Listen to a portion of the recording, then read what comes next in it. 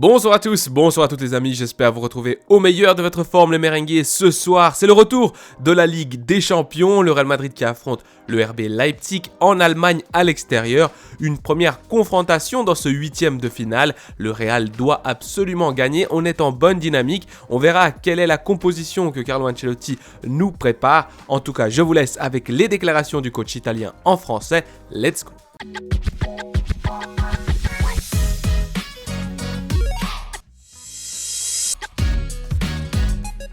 Première question numéro 1. Demain, le Real Madrid disputera le match aller des huitièmes de finale de la Ligue des Champions face à une bonne équipe, Leipzig.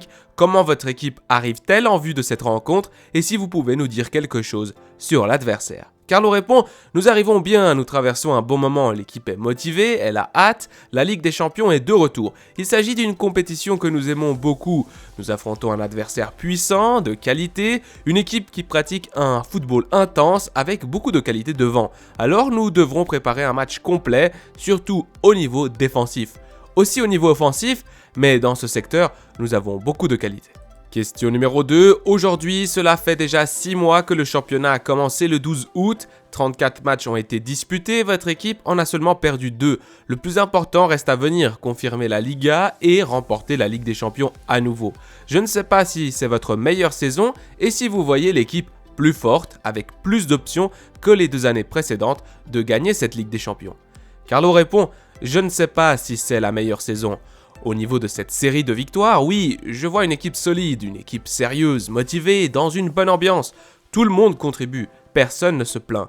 Pour le moment, tout va bien, mais nous en sommes là, on attend. Nous arrivons bien à ce moment-là de la saison, malgré les problèmes qu'on a eus, on a été capable, grâce au caractère des joueurs, de faire ressortir notre meilleur niveau, même en ayant eu beaucoup de problèmes. Question numéro 3, je voulais vous demander en regardant le match de Vini l'autre jour face à Almeria, et là je crois que le journaliste voulait dire Girona, s'il a compris qu'en restant comme cela, focalisé pendant tout le match, il peut être l'un des meilleurs du monde.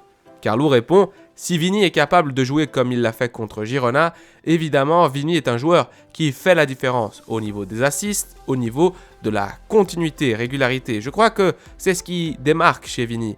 C'est qu'en étant un joueur de grande qualité qui met beaucoup d'intensité lors de ses sprints, lors des dribbles, ce qui se démarque, c'est vraiment cette régularité dont il fait preuve les 90 minutes, les 90 minutes. De nombreuses équipes tiennent au début, mais il y a beaucoup d'équipes qui baissent leur rendement physique en seconde période évidemment.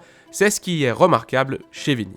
Question numéro 4 les amis, je crois qu'il y a un consensus général pour dire que Toni Kroos réalise l'une des meilleures saisons, si ce n'est sa meilleure. À quoi attribuez-vous cela? Dans quel contexte footballistique Toni Kroos se développe le mieux? Ou se développe le mieux le jeu de Toni Kroos? Et si vous estimez que ce contexte soit possible aussi en sélection allemande? Carlo répond pour moi, il est difficile de dire quelle est sa meilleure saison. C'est toujours la meilleure. Le pourcentage qu'il a, il faut regarder les stats, le pourcentage de passes qu'il montre aujourd'hui, c'est le même qu'il y avait il y a 10 ans, qu'il avait quand il jouait au Bayern Munich. Sa qualité n'a pas changé, toujours présente. Ce qui est le plus remarquable, c'est qu'il évolue au sein d'une équipe très énergique, physique. Et lui, ses qualités, c'est sa façon de gérer la possession, le tempo. Il se démarque davantage grâce à cela. Les jeunes dégagent une énergie incroyable et lui, au milieu de tout cela, il se trouve très bien. Question numéro 5. Comment réussit-on à maintenir la soif, la faim au Real Madrid à ce moment-là de la saison, à faire en sorte de prolonger une haute ambition? Carlo répond, ma motivation est toujours très grande car j'aime ce que je fais et où je le fais.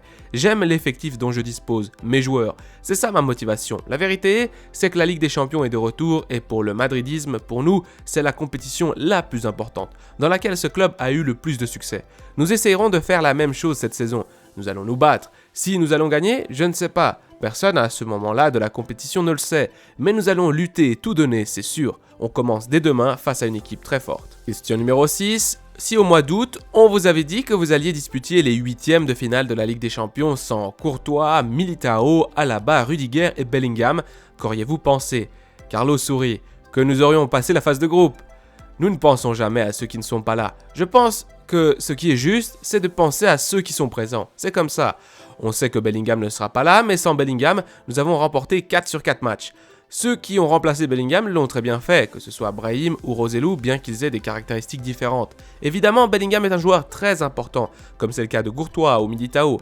Mais comme j'ai dit la semaine passée, je pense que ceci sera une opportunité pour être encore plus motivé. Question numéro 7. Nouvelle compétition demain. Après la Coupe du Roi, vous avez uniquement disputé la Liga. J'aimerais vous questionner au sujet du gardien de but, si vous allez changer ou si vous allez maintenir Lounine, si c'est très clair et si vous pouviez nous le dire. Carlo répond, pour moi c'est très clair.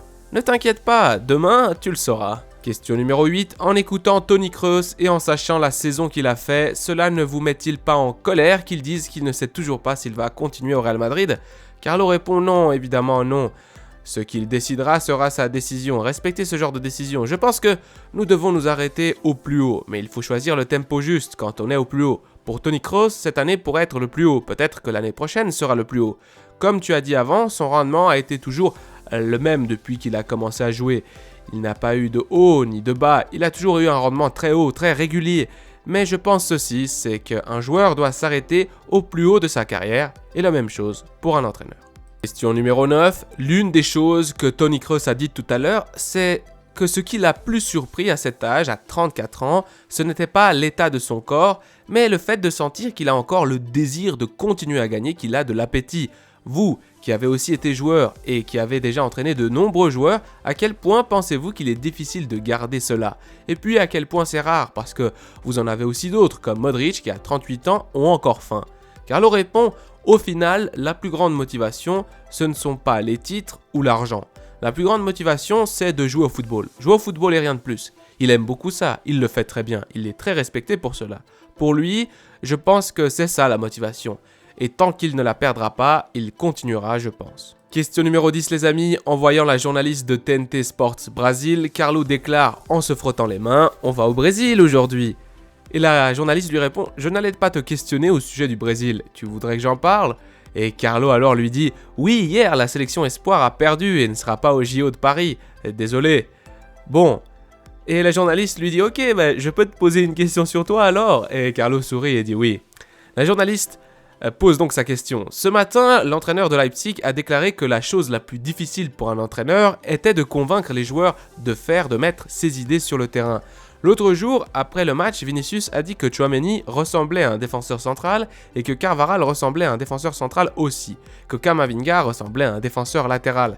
Comment faites-vous pour convaincre les joueurs de mettre sur le terrain les idées que vous avez en fonction des besoins de l'équipe? Carlo répond, il est évident qu'il est très important de convaincre les joueurs. Vous devez tenir compte du fait que vous pouvez convaincre le joueur. Je pense que presque tous les joueurs m'ont dit qu'ils n'avaient aucun problème, parce qu'ils prennent en compte les difficultés rencontrées par l'équipe et qu'ils veulent apporter leur contribution dans ce sens.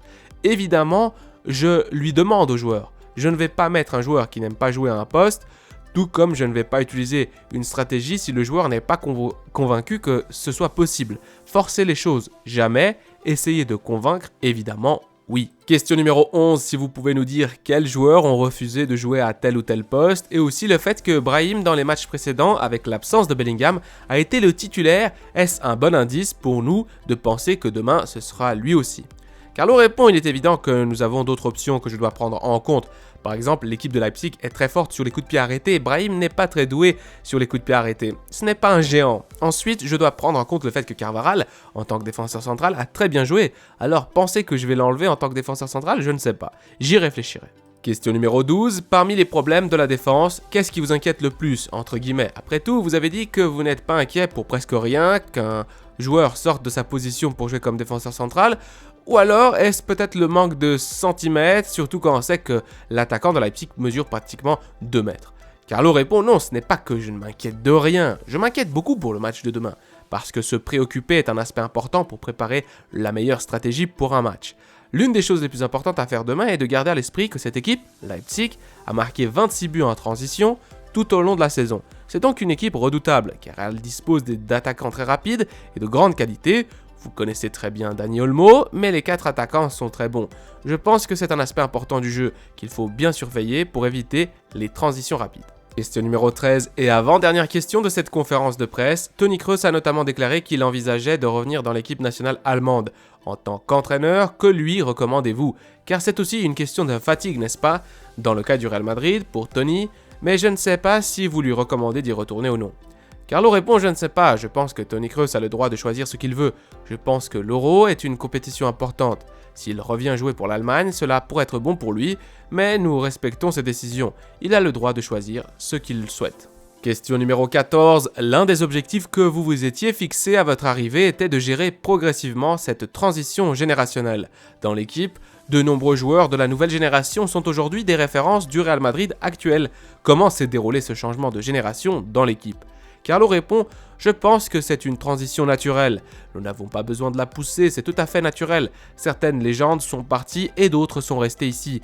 Je pense que la base de tout cela a été le manque d'ego montré par les vétérans, ce qui a permis aux jeunes joueurs de très bien s'adapter à cette équipe. » Mes amis merengues, cette vidéo touche à sa fin, merci beaucoup de l'avoir suivi, merci pour les commentaires, merci pour les pouces bleus, vous êtes extraordinaires. Le Real Madrid donc qui est déjà en Allemagne, qui va jouer le RB Leipzig, un Real Madrid qui ce soir se doit de l'emporter si on veut mettre un tout petit peu de pression pour le match retour. Le Real Madrid est-il favori? Je pense que oui avec les joueurs qu'on a, mais il faudra faire attention comme l'a dit Carlo Ancelotti aux transitions rapides et aussi à la taille des attaquants du RB Leipzig. Je ne sais pas s'il va considérer et s'il va mettre donc Carvajal dans la paire de défenseurs centrales, on verra bien. En tout cas, j'espère que ça va être un bon match à suivre, un match avec beaucoup d'occasions et j'espère évidemment que le Real Madrid en sorte vainqueur. C'est tout pour moi, à la Madrid in Adamas, prenez soin de vous, des vôtres et de votre famille. Allez, ciao.